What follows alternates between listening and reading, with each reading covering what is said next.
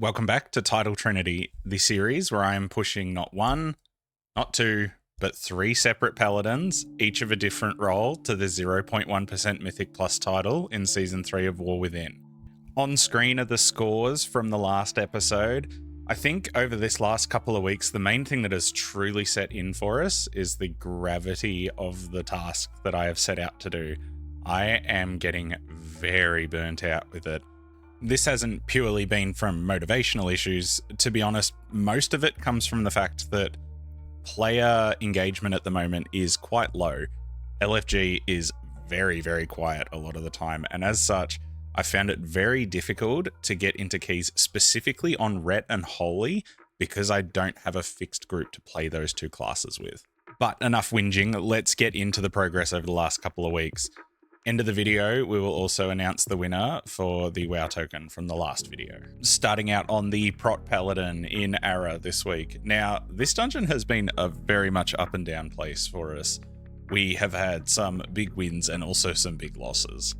This run in particular starts out extremely smoothly. We are sort of cruising towards the end, and then all of a sudden, tragically, we're losing two people right at the end. With no battle reses left, a key that was basically in the bag just disappearing.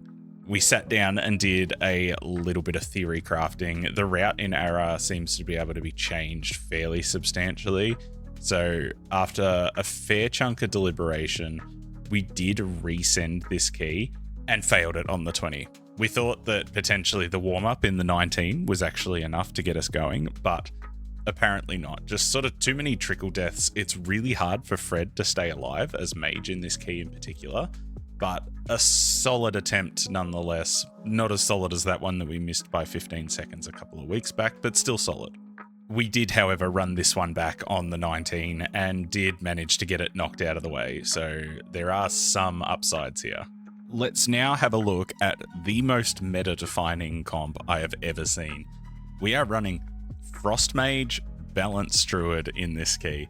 Not just one, but two off-meta picks. Now, this was a resilient 20, so Shield was just kind of giving it a whirl. I honestly went into this like comp-wise thinking that we might actually struggle, but we chug on to the second boss, and it's now that I sort of realize that, hey, we're actually like making pretty good time. This comp is like far from optimal, but I think it just goes to show that it doesn't really matter like what you're playing some of the time, but how good you are at playing it. We keep rolling on through. The run is going extremely smoothly. We have one little mishap right here on the third boss. Now, this boss is generally pretty easy to manage for tanks. However, the difficulty comes when pulling this obliterator onto the boss. We obviously need to kick the bolts.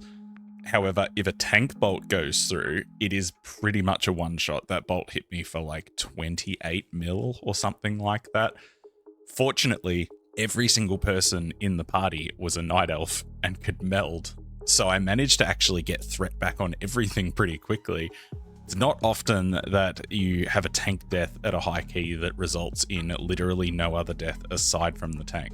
We then just go on to polish off the boss, maybe with a little less time than we would have liked, but given the fact that our comp was definitely a little bit offbeat, more than a little bit offbeat, it was very offbeat.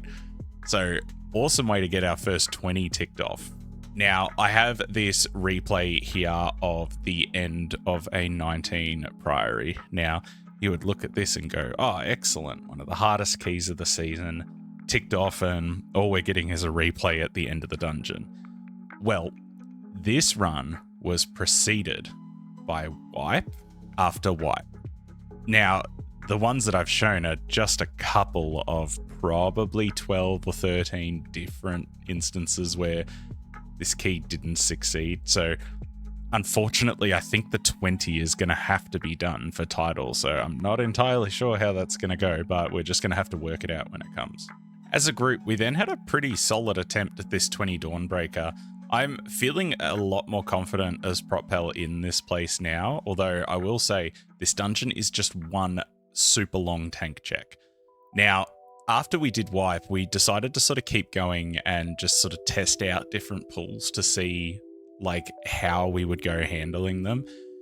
By the end of the week, after a few other attempts, it's sort of now at the point where I feel like as long as I play just close to perfectly as Prop Pelly, then living the 20 Dawnbreaker with a Resto Shaman is doable.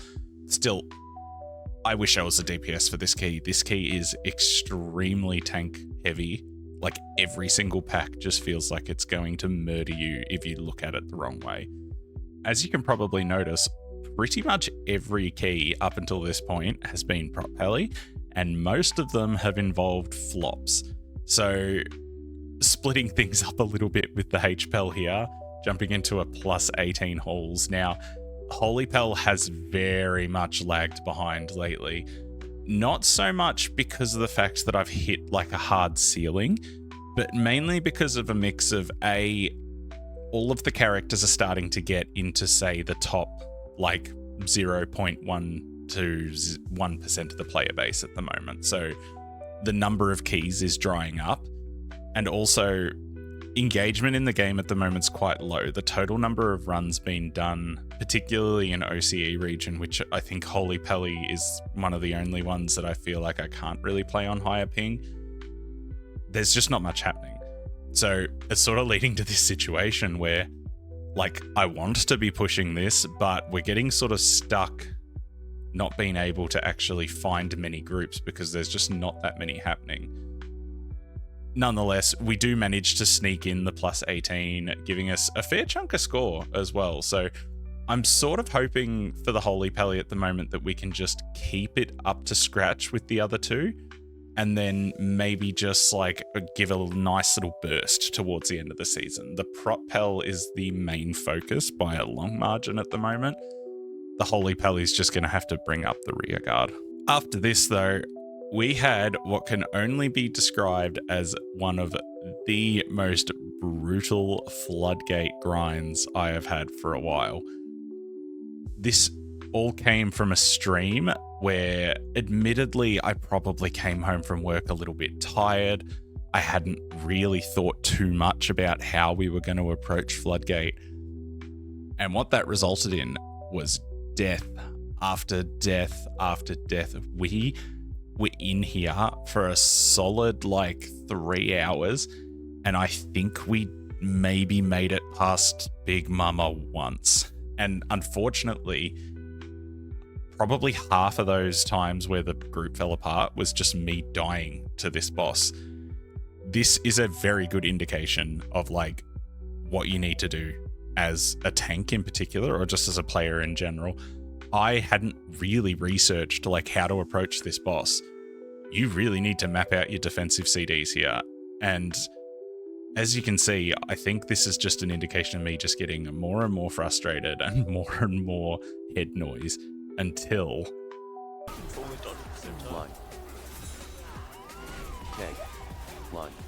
Oh, dude, no, I need to go in bed, man. That's just not... Oh. My mental is broken, boys. Unfortunately, there is a happy ending to this story that I actually don't have the recording of. We did manage to tidy this up. I found some footage of a Prop Pel and Resto Sham combo running this boss, worked out the order that the defensives need to be used in, and then, wouldn't you know it, the boss became easy. We actually did time this not long after this evening, and have now got our 19 resills under the belt. Moving on again, we're going to sneak in another Holy Pelly key. This is very much how Holy Pelly is going lately. Holy Pelly is the seagull of the three, just picking up scraps wherever they come. We get this nice little plus 18 streets knocked out of the way. Just kind of trying to tread water on this class. I think if I can at the very least just sort of keep up with the curve, then a little final push at the end of the season shouldn't be too hard. Next out of left field is a plus 20 Gambit, which comes courtesy of Shock. Shock was our healer last season and is off gaming with his NA boys and kindly donated this plus 20 Gambit to the Ret Pel. Really, really nice to get this one knocked out of the way. Ret Pelly has fallen maybe on the wayside a little bit, but it's more or less been that like I'll just do the odd key on Ret whenever one sort of pops up. But as I said, LFG, and particularly OC LFG, is very, very quiet at the moment. So we're just sort of picking up scraps wherever we can get them. And in a surprise to nobody, we're back on Prot Pelly. This time in a plus 19, which if you have a look at the time, we are motoring through, like truly motoring. We get to the end of this key with 4 minutes and 20 seconds to spare on a 19. That is very rapid. So as you can imagine, our confidence is pretty high here, and like we're very clearly fast enough for a 20, maybe even a 21 with a route like that goes just as smoothly. So we roll straight into the 20. We actually had one saved up. That was the intention of what we were doing as well. And it's looking pretty good up until the first boss. Like, you know, we have one death come out, but it's nothing like that can't be salvaged, and we're still moving pretty quickly. And unfortunately, the spider eats the ads. What we think happened here in hindsight is if we rewind and slow-mo, the ads refixated. Now, apparently sometimes if you stun them, they decide that they're going to refixate and just walk into another person. So really unfortunate way for us to go out this week.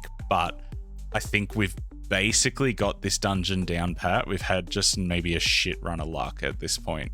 So I think give it another couple of goes and we should be cruising in here. As promised, we're going to do a random comment picker for the winner of the WoW token from the last video. On screen is the receipt. Now, the winner from the last video received 60 days of game time because apparently you can't gift WoW tokens cross-region. So 60 days game time, it's a bit more than a WoW token. So if that does happen again here, then 60 days game time will be the alternative to the token. And we are picking a winner. 31 comments. It's pretty good odds, honestly. And the winner is Lighted93. So Lighted, if you join the Discord from the link in the description, send me a message and I'll get you sorted out there. And with that, we come to the end of this episode. The scores, as they currently stand, are listed on screen, as well as the changes in IO from the previous episode.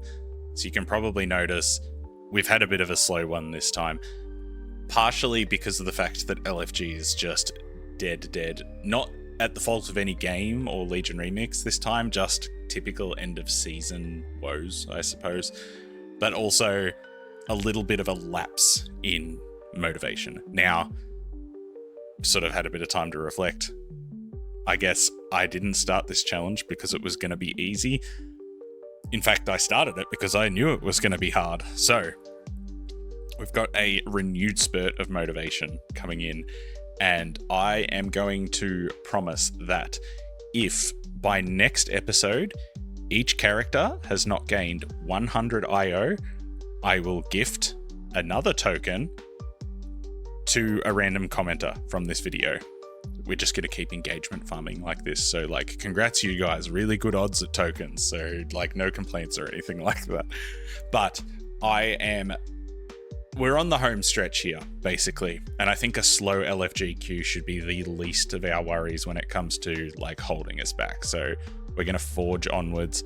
We're going to really sit down and actually nut out some of these tanking issues that we've had, but also just put a lot more work into the other characters to make sure that we're giving ourselves the best chance of getting this done.